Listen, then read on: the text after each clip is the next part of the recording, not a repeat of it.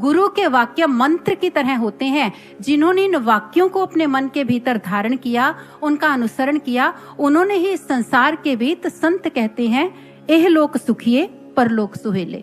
उन्होंने इस लोक में भी सुख की प्राप्ति की और वो परलोक भी उनका संवर गया, उनका परलोक भी सुधर गया, जिन्होंने गुरु के वचनों को जीवन में धारण कर लिया। मां शबरी, गुरु ने कहा था, मुनि मतंग ने कहा था, शबरी प्रतीक्षा करना, तेरी कुटिया में राम आएंगे।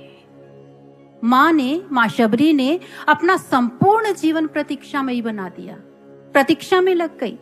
अनेकों लोग थे, अनेकों तरह के व्यंग्य कसते, अनेकों तरह की बातें कहते, अनेकों तरह से उन्हें हटाने का प्रयत्न करते, लेकिन शबरी अडिग थी मात्र इन शब्दों पर, मेरे गुरु ने कहा है राम आएंगे तो राम आएंगे।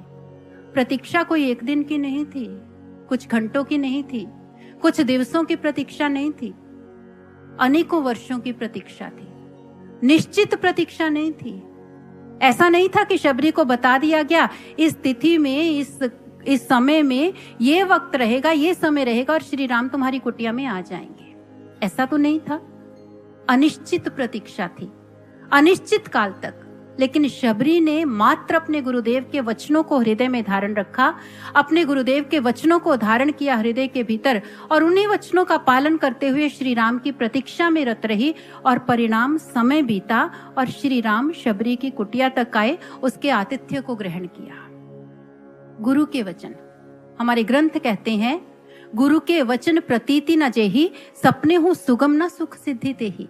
जिन्हें गुरु के वचनों पर विश्वास नहीं है, उन्हें स्वप्न में भी सुख की प्राप्ति नहीं हो सकती, वे स्वप्न में भी सुख की उपलब्धि नहीं कर सकती। जिन्होंने गुरु वचनों को अपने हृदय में धारण किया, उन्हें ही जीवन में सुख की उपलब्धि हो सकती है, उन्हें ही जीवन में सुख की प्राप्ति हो सकती है। जिस समय बारिश होती है, वर्षा होती है, किसान क्या करता है? जो चतुर है वह किसान क्या करता है?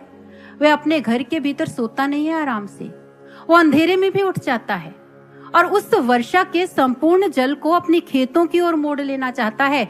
उस वर्षा का जल अपनी खेतों की ओर मोड़ लेता है और वही किसान जो है वो फसल का सुख प्राप्त कर पाता है। जिन्होंने गुरु वचनों को अपने हृदय में धारण कर लिया, वही गुरु के बताए मार्ग का अनुसरण करते हैं और वही अपने जीवन का कल्याण करते हैं।